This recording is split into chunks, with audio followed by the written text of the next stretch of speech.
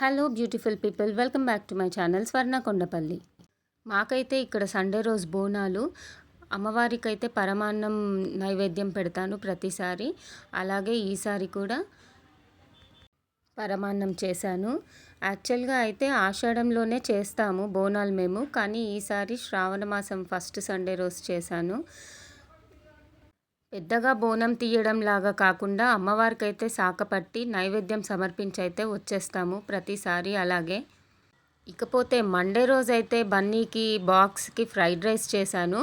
ఈ fried rice ఏంటంటే ఇప్పుడు వర్షాలు పడుతున్నాయి కాబట్టి కొంచెం స్పైసీగా అలా ఉంటుంది. వెల్లుల్లి కారంతో చేశాను.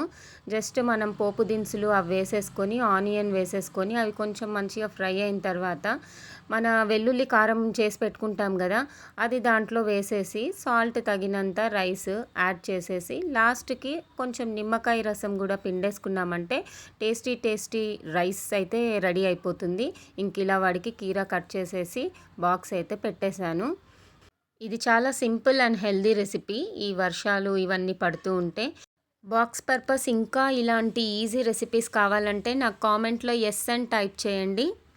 వేడివేడి దోశలోకి బొంబాయి చట్నీ అండ్ కొబ్బరి టొమాటో పచ్చడి రెసిపీ మాత్రము నా నెక్స్ట్ వీడియోలో అప్లోడ్ చేశాను. అంతవరకు అయితే స్టే ట్యూన్. మీకు ఈ వీడియో నచ్చిందని అనుకుంటున్నాను. నచ్చినట్టయితే please like, share and subscribe to my channel. Shambho Shankara Hara Hara Hara Mahadeva.